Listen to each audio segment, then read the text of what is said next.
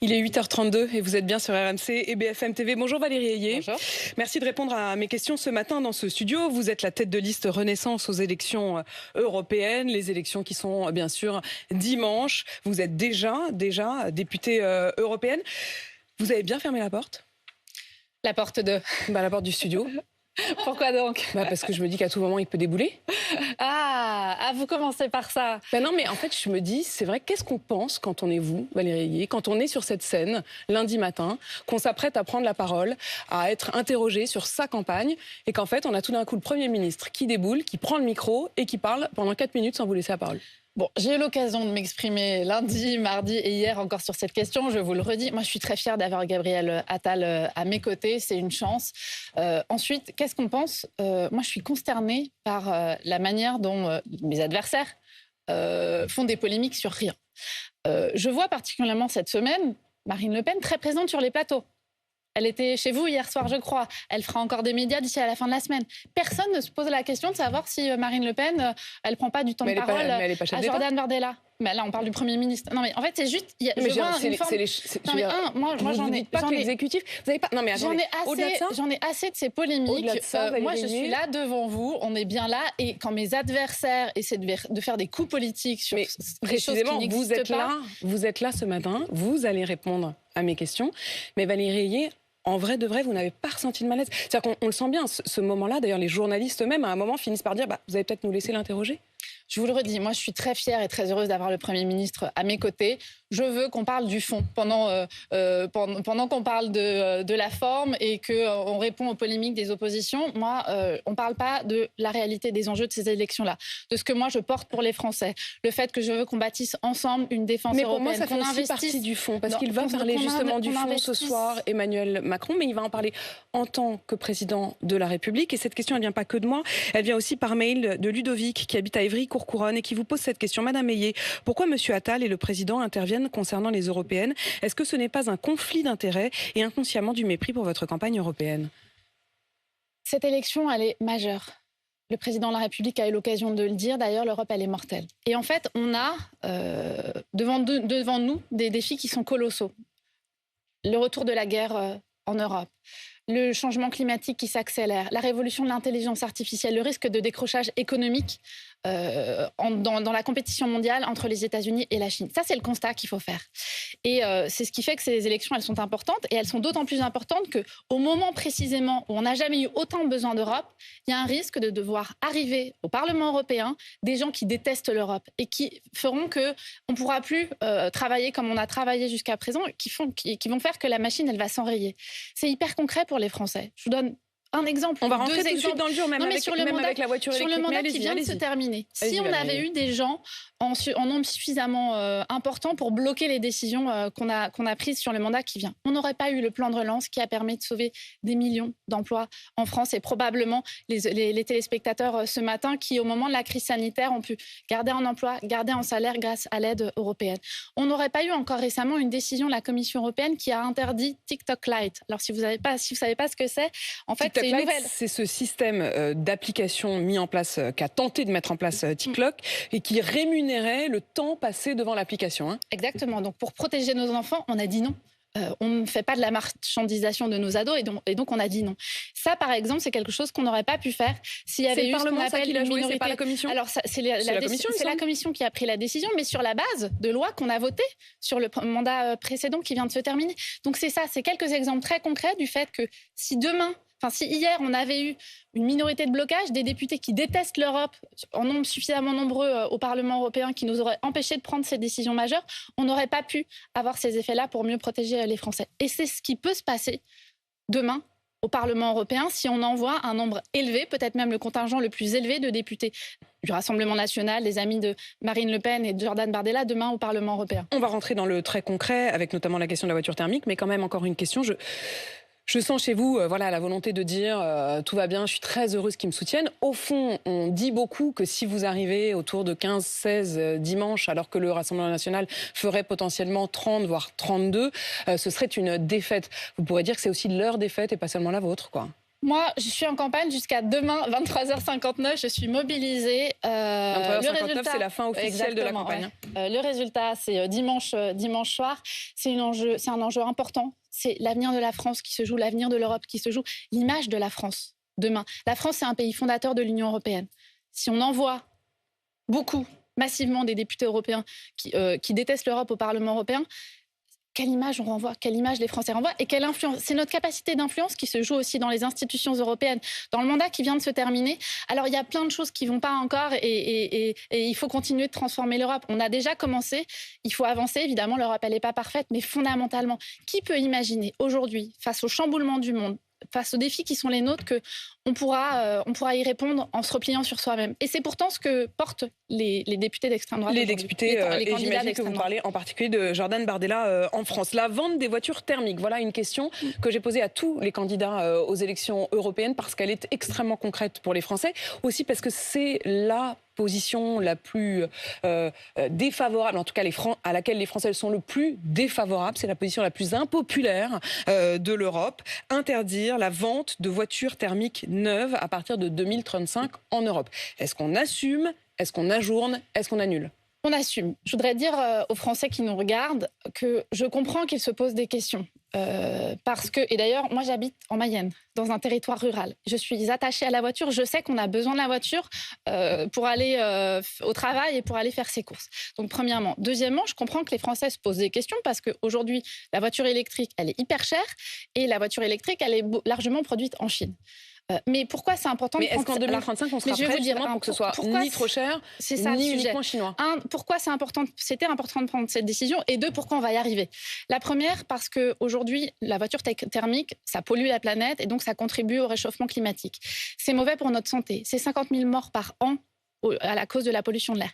Et puis, on est dépendant de puissances étrangères, des pétromonarchies, et il faut dire la vérité aux Français, le prix du litre d'essence, il ne va pas diminuer. Mais alors, une fois qu'on a dit ça, on s'est fixé un objectif de fin de la vente des véhicules neufs thermiques d'ici à 2035. Ça veut dire qu'après 2035, il va quand même y avoir des véhicules thermiques qui vont continuer de circuler. Oui, ils ne seront pas obligés de les mettre à la d'occasion. Et on ne fera pas le switch comme ça du jour au lendemain, ça sera progressif. Et l'enjeu, c'est de pouvoir produire des voitures chez nous à des prix abordables. Donc, il faut mettre de l'argent sur la table pour soutenir... Combien on verra en fonction de...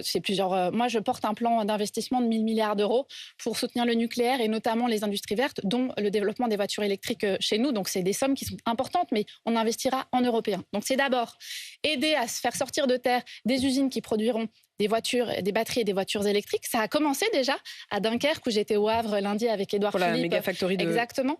Et puis, par ailleurs, c'est des emplois à la clé. Ensuite, donc, mettre de l'argent sur la table pour l'implantation d'usines. 2, aider les Français, évidemment, à pouvoir s'acheter ou louer demain une voiture électrique avec des crédits d'impôt ou avec du leasing social. Moi, j'entends les inquiétudes des Français. Je veux leur dire que... on a pris cette décision en connaissance de cause et avec du volontarisme. Donc, on va y arriver. Et je veux leur dire, n'écoutez pas ceux qui sont soit les tenants du climato-scepticisme, soit les tenants du défaitisme. On va y arriver, on va mettre les bouchées doubles. Il nous reste un peu plus de 10 ans aujourd'hui et c'est au niveau européen qu'on va le faire. Valérie Ayé, est-ce que vous êtes favorable à l'entrée de l'Ukraine dans l'Union européenne ? Alors, si la question c'est est-ce que l'Ukraine doit adhérer aujourd'hui ou demain matin à l'Union européenne, c'est non. Mais si c'est dans un moyen temps, vous étiez favorable à ce qu'elle pose la question, à ce qu'elle rentre dans le processus, hein ? Bien sûr. L'Ukraine a un destin européen et d'ailleurs les Ukrainiens aujourd'hui, ils se battent pour leur intégrité territoriale, mais ils se battent aussi pour nos valeurs. Et évidemment, ils ont un destin européen. Après, il faut des conditions pour adhérer à l'Union européenne. La première, c'est qu'ils ne soient plus en guerre. La deuxième, c'est qu'ils se réforment et qu'ils se mettent à niveau d'un point de vue social, d'un point de vue économique, d'un point de vue de la lutte contre la corruption aussi. Ils font beaucoup en ce moment, mais clairement, il y a une marche qui est grande et ça prendra des années et des années avant qu'ils n'atteignent. Mais vous y êtes favorable. Si je vous pose la question, au-delà de la question du timing, si je vous pose la question, est-ce que pour vous, l'Ukraine a vocation à rentrer dans l'Union européenne? Vous dites oui. Qu'en est-il de la Géorgie? Alors, pardonnez-moi, juste pour terminer sur l'Ukraine, parce que je dis oui, mais je ne dis pas demain matin et pas à n'importe quelle condition. Et troisième condition, et ça vaudra aussi pour d'autres, troisième condition, c'est qu'il faut qu'on se réforme, nous. On voit bien qu'à 27, parfois le processus de décision, il est compliqué. Et donc, ça veut dire que nous aussi, on doit améliorer nos processus de décision pour être plus efficaces. Donc, c'est ces 3 conditions sine qua non. Sur la Géorgie... Quand vous dites que ça vaudra aussi pour d'autres, vous pensez non, mais vous citez la Géorgie. Donc, je vous réponds sur la Géorgie. La Géorgie, on a aussi ouvert, il y a la Moldavie aussi, on a ouvert le processus. Je le redis, ça prendra des années et des années. La difficulté aujourd'hui avec la Géorgie, c'est que le pays, en fait, il y a le gouvernement géorgien qui est très pro-russe et qui a adopté plusieurs lois qui vont dans le sens du Kremlin. Et puis, il y a la présidente de Géorgie qui est pro-européenne, et il y a les Géorgiens qu'on a vus en masse, des milliers de Géorgiens manifester contre le gouvernement avec des drapeaux européens. Et donc évidemment la situation elle est compliquée, il faut continuer d'aider le peuple géorgien, mais là encore il faut être extrêmement vigilant parce qu'on voit que le gouvernement aujourd'hui a des accointances avec la Russie, donc on va voir comment la situation politique va évoluer, mais moi je le dis, il faut aider le peuple géorgien. Et là encore sur tous ces sujets-là, ça ne se fera pas demain matin, c'est un processus de très très très long cours. Il y a Ali qui nous envoie à l'instant une question par mail. Ma question sur l'élargissement de l'Europe. Qu'apportent des pays comme la Hongrie, la Roumanie, Chypre ou encore Malte à l'Union européenne? L'élargissement n'a-t-il pas affaibli l'Europe et noyé la France? Alors l'élargissement, on le voit encore plus aujourd'hui avec l'influence de la Chine et de la Russie. L'élargissement, c'est aussi un outil au service de notre puissance politique. Trop longtemps, on a vu l'élargissement comme un levier économique. Je vais caricaturer un petit peu. Les Allemands, à chaque fois qu'on élargissait, ils se disaient bon, on ouvre le marché unique et c'est autant d'opportunités commerciales pour nos entreprises, dont on a bénéficié par ailleurs, dont nos entreprises ont bénéficié par ailleurs. L'Europe, c'est un processus politique. C'est un processus qui est inédit au monde, qui n'existe nulle part ailleurs. Et on se dit, eh bien, on est des pays frères, membres d'un continent avec des valeurs démocratiques qui sont partagées. Mais je vous repose la question très précise d'Ali. Il demande, la Hongrie, la Roumanie, Chypre et Malte qu'ont-ils apporté à l'Union européenne? Mais on est plus forts ensemble. On est tous membres très proches de ce continent. Alors, si on parle de la Hongrie aujourd'hui, c'est intéressant parce que la Hongrie, quand elle a adhéré à l'Union européenne, elle respectait nos valeurs fondamentales. Et aujourd'hui, on a un gouvernant qui piétine l'état de droit. Un pays dans lequel les juges ne sont plus indépendants. Mais c'est ça le sujet, c'est qu'en fait, c'est ce que je vous disais sur les conditions nécessaires pour adhérer à l'Union européenne. Mais bon, et la deuxième, vous n'avez pas de garantie sur l'évolution ensuite du pays. Une fois que vous l'avez fait rentrer, vous n'avez pas fait rentrer le loup dans la bergerie. Ça fait partie des sujets qu'il faut qu'on fasse évoluer sur le mandat prochain. Ce qui s'est passé sur la Hongrie et sur d'autres pays. Il faut ouvrir la question. Et au fond, je tire un peu le fil de la question d'Ali. Quand vous dites, bon, bah écoutez, oui, mais quand la Hongrie est rentrée, elle cochait toutes les cases. Si par la suite, un pays qui est rentré ne coche plus les cases, est-ce qu'il faut lui dire, bah au moins pour un temps, tu sors de l'Union? Alors, en fait, on a des ou est-ce que ça y est, c'est fichu une fois qu'ils sont rentrés? Non, pas du tout. On a des leviers. On a des leviers. On a des leviers. Je vais vous expliquer. Alors, on a un levier juridique qu'on n'a pas pu mettre en œuvre parce que, en fait, l'Europe, c'est le Parlement européen, c'est nous, c'est pourquoi vous allez voter, et puis c'est aussi les États qui discutent entre eux. Et on négocie ensemble les lois européennes. Et la Hongrie, par exemple, elle a le droit de vote au Conseil. Et donc, on a une règle qui dit qu'un pays qui ne respecte plus nos valeurs fondamentales n'a plus le droit de vote au Conseil. Sauf que pour la mettre en œuvre, il faut l'unanimité des autres. Et donc, évidemment, à chaque fois qu'on a examiné le cas hongrois, eh bien, à l'époque, les Polonais ont dit « Oh ben non, nous, on veut protéger nos copains hongrois » et vice-versa. Donc ça, cette règle, il faut la changer. Et malgré ça, on a réussi, sur le mandat qui vient de se terminer, à utiliser le levier budgétaire. On a dit on ne donne pas d'argent au gouvernement qui ne respecte pas nos valeurs fondamentales. Et donc, Viktor Orban, il attend encore l'argent du plan de relance européen, de l'aide européenne dont on a bénéficié, nous, Français. Il attend encore l'argent européen, du budget européen, qu'on ne lui a pas versé parce qu'il ne respecte pas. Donc, c'est un levier budgétaire qu'on a, mais je suis d'accord avec vous. Aujourd'hui, sur le prochain mandat, il faut qu'on aille plus loin, probablement avec une réforme des traités, pour faire que la situation qu'on connaît aujourd'hui ne se reproduise pas. Et donc, la fin du veto, la fin du droit de veto. Exactement, pour être beaucoup plus efficace et pour ne pas dépendre de se retrouver dans ces situations-là. Valérie Ayé, il n'y a jamais eu autant de riches et jamais aussi riches. Est-ce qu'il faut taxer les riches au niveau européen?